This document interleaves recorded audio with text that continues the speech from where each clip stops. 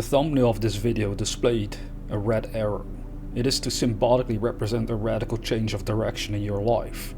After contemplating certain ancient passages, a few things were revealed to me that I wanted to share with you today. So let's begin.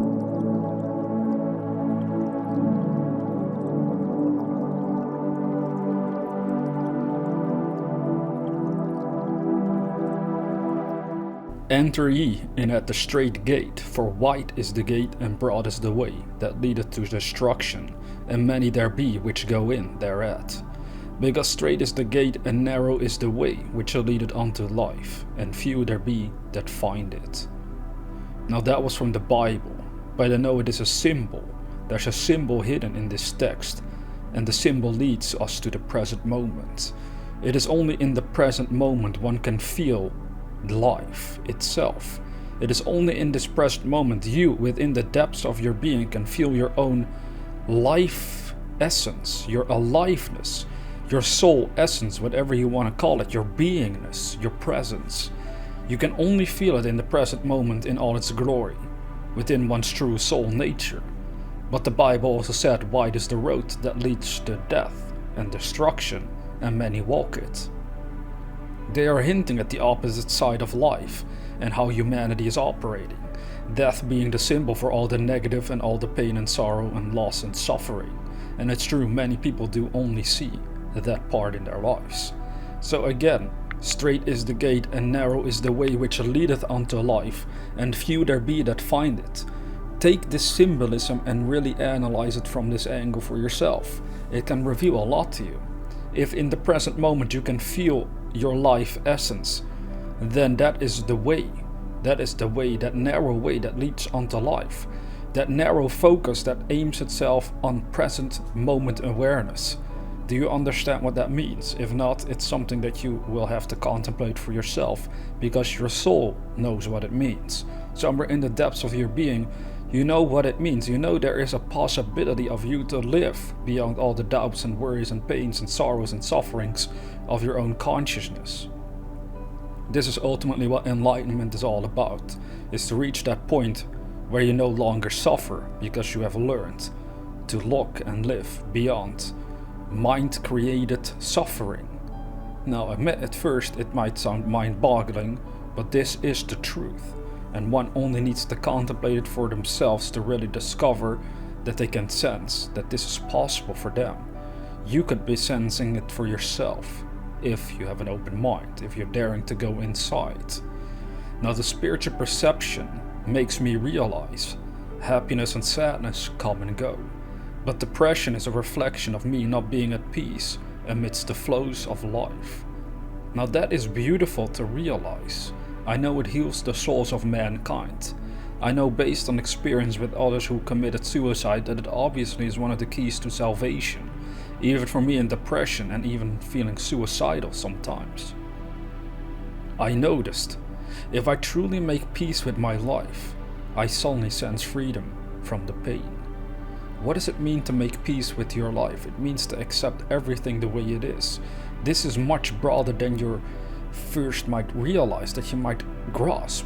This goes beyond the ego itself. It means accepting everything the way it is, even though at first you're tempted to call something bad or wrong. You are tempted to label it as something that makes you suffer, but you're still called upon to accept it the way it is, because in that acceptance the light of your soul can shine through into that pain and heal yourself from it. This you should actually never forget. This is what it's all about. We are not saying that you're accepting bad times because you are accepting it in the sense of this is good, this is great. The labels of good and bad are also ego created. This ties back to the Garden of Eden story of eating from the tree of good and evil that was condemned by God. The only thing that was condemned by God was to partake of the nature of good and evil. But yet in the present moment awareness we go beyond good and evil and we just let everything be as it is, and we walk in the peace of the universe. We walk in harmony with the soul of God. Now you can feel happy, you can feel sad, but depression is another thing altogether. It is resistance towards your own life itself, and usually about how your life is physically right now. But I told you, if you can make peace with your life the way it is, you can either be happy or sad, but you will still be at peace and not depressed. You see the huge difference there? For me personally, of course I can feel happy or sad about things, how they are going physically. But I've also discovered I can sense peace beyond all of that. I can still be at peace, in total calmness, in this present moment, and just let things be the way they are. And in that calmness, my actual essence, my deep eternal essence keeps guiding me towards better things automatically, because I'm no longer clouding that power with my own preconceived ideas of good and bad. Now you find in the acceptance of life, the way it is, you gain the energy to actually make things happen, and your life improves in general. Again, so it's not slapped away entirely. You see, this is what awakening is all about. We accept things generally unconsciously as being good or bad, and as long as we play that game of good and bad, we will suffer, because whenever we're confronted by something that is labeled like that, it takes up space in our consciousness, and it blocks the view, the power of present awareness, present deep peace, or as that would say, the peace of God itself. It's being blocked because you're labeling things through the lens of good and bad. This is why I was condemned to even go there as mankind. Now, as individuals, we're going to have to set ourselves free, and I've said this in previous videos before. If you enter the present moment with deep awareness, you will discover peace, and in that peace, in this present moment, you go beyond your doubts and worries and pains from the past. They don't exist anymore. In the present moment they cannot exist, because the present moment is a place of peace and power and true spiritual presence that doesn't need and doesn't even care about the superficial issues that you go through, that your egoic mind is making you contemplate way too much, so you don't find your unity with God. It is there, but it's being clouded by these labels, you see. So if you want the unity with God, just go beyond the labels of your own egoic mind, of your own constructs of good and evil, enter into the present moment, and that is when you will feel, finally, the oneness and unity of God that you seem to have lost, but you didn't. It's the egoic mind that makes you feel that way, but it's never been lost. It is very important to first find your own life, because after doing so, it becomes easier to build a life together with others, or to at least improve the world in general. Temporarily, of course, because you're not going to be here permanently, but with the life years you have left, you can at least do something great with it. Have you taken the time to find your own life? That is what this Bible passage again is also hinting at. And then coupled with breaking down the symbolism, we realize it is entering into the present moment awareness of who you really are, of what you really are. You enter into the spiritual eternal presence that is within you. That is when you find your true eternal life. You can sense it.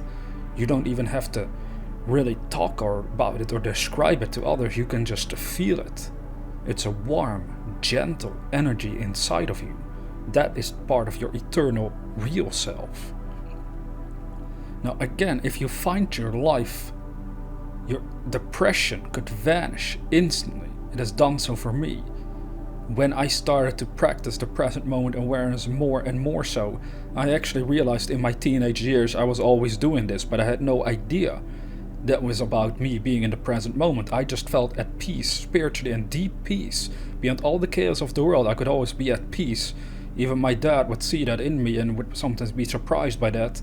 But he saw it as a very, like I was an old soul. That must be why that is the case for me. But now I realize it is because of being aware of the present moment. I was living in the present moment where there is no judgment. There is no good and evil. And that is why I was at peace in my teenage years, and nobody around me was doing that, and therefore over time I got swept away into the chaos of this world in my own ways again. See, that is the risk we walk if we don't understand what's going on, since this whole world is out of balance. Everybody's kind of crazy in their own ways. We have to be very mindful, and then I think the Buddha also said that mindfulness is helpful everywhere, to be mindful of oneself where they're at. That is again that straight and narrow way that leads on to life. Because after all, if you find your life spiritually, you can sense a weight is being lifted off your soul. All these struggles that you keep dragging around because of the egoic mind that is so attached to this world right now. It can't, you can't take it beyond the grave anyway. You won't. It's all part of this physical world currently. All the issues we face, the worries we have, they're based on physical limitations, and we are called upon to awaken to the intense present moment awareness, the presence of who we really are behind all that struggle that we consciously might experience. You see, you reach a point where you dare to say, I cannot control everything in my world. I cannot control 100% of the time everything about my career goals or anything that's going on, so I won't even bother doing it any longer. It is once you do that you find peace to actually live in the moment with what you do have, which is your own life essence. And that life essence is ultimately behind anything you want to manifest. So to the ego it sounds bizarre. We are so obsessed with achieving things. We don't want to let go. We feel like if I do this, if I surrender, if I accept things the way they are, I will never achieve anything ever again. But that's not true. You will find your life essence is always glory and power. And that life essence is obviously behind all of the manifestations of your life. So the more you are in tune with that, the more you live from that place, the more you actually become able to do things from a place of wisdom, not a place of hurry and frustration and being out of balance with your life, but a place of spiritual peace and unity. That is what you want to understand. So we are not talking about letting go of people and things in the sense of not having them at all. If we say you have to let go of this world, you have to make peace with everything the way it is. Again, we're not talking about letting go of people and things in the sense of not having them at all. We are talking about letting go of the negative charge physical things, including human relationships, bring and cause suffering for all of mankind. It is causing you to suffer, whether you realize it or not. Your attachment is the cause of suffering. That's what the Buddha also said. And this is what you have to understand from that point of view, what suffering really is. One day you notice the stories going on in your mind make no sense anymore. You're creating suffering for yourself about good and evil, and your soul has a chance to shine through and reveal the way. That is what true revelations are all about. If you live from a place of inner peace, mostly, and perhaps a place of joy as well, you can easily perceive how it can improve everything in your life. Because you are operating from a much better place internally than if one would be sad and constantly missing things or people, which does indeed lead to the bad kind of attachment. Which the Buddha would say, attachment is the cause of all suffering. Attachment means unwillingness to let things come and go, to be together and not together, to accept things the way they are. It leads your mind into insanity, which can be experienced as depression.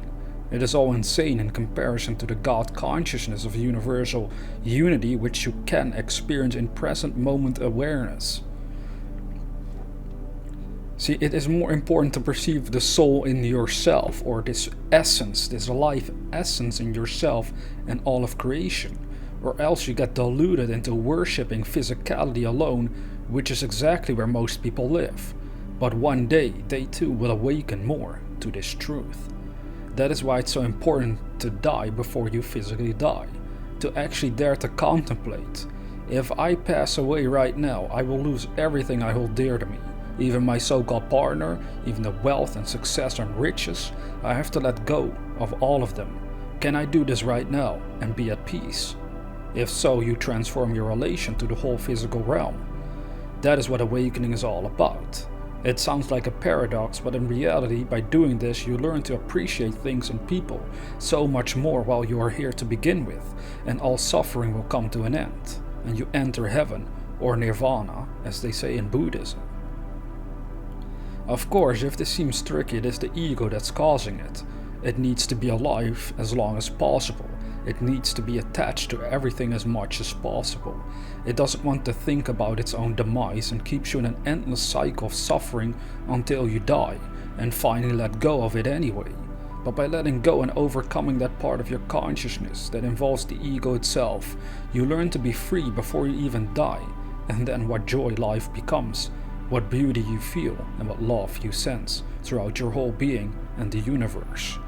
All these things you would feel once you're dealing with non-physical reality after death, but why wait until then and suffer for decades? If you grasp what I'm saying, your depression and sadness could vanish instantly. Like literally, as I said, you would feel a shift inside of yourself. Just be careful of your own ego part. It wants to understand why all of this is so, and it will never make sense, because the ego is part of your temporary nature, the physical part of your existence. Therefore, it can never grasp what I'm speaking about anyway. You are forced into letting the real eternal self come out. Exactly like the Bible also stated, the first shall be the last, and the younger shall reign over the older. If we break the symbolism down, it means the first, meaning the ego physical self, will become the last, and the younger, meaning the eternal spiritual self, shall reign over the older decaying physical self. Basically, if you're depressed, it is a sign your eternal nature wants you to pay attention so it can shine through the darkness in which your ego has thrown you. If that doesn't give you hope, then I don't know what would. But it will one day make sense. This brings us all back full circle to letting go. We let go of the madness egoic mind has created for us so that the eternal nature of who we are can lead us instead. That is what it means to make peace and let go of everything, no matter how important it all seems physically. Because once you do, you finally learn to appreciate the physical parts of life from the perspective of God consciousness. And again, that is that straight and narrow way that leadeth unto life. It's this attitude, it's this change in consciousness. This is all part of it. Do you grasp that? Then when you miss someone or you lose something or things go bad in your world, you don't fight it any longer, because from God consciousness, none of it matters. You don't miss or lose anything, everything is one. And so when you are confronted by these things physically, you learn to see them all as beautiful, fascinating experiences, all part of this physical journey, the ups and downs of physical life, while your inner self is abiding in eternal peace. God consciousness would reveal, I can be at peace with everything. So what's the matter? After all, bad things can occur and it can make us sad, but the inner God nature can always be at peace, regardless, since it's never hurt or touched by the madness of physical reality. So we let the spiritual eternal self control our minds, which is abiding in eternal peace, joy and love, and then it can manifest similar things physically. But the frustration of the physical side of life keeps us stuck, and that is the problem for most, that they don't see it. If you're new to this channel, consider subscribing to receive inspirational videos on a regular basis. Now with that being said, I want to remind you that what we do here, this spiritual work, is of course for the glory of mankind. And finally, you should never forget that we are the dreamers.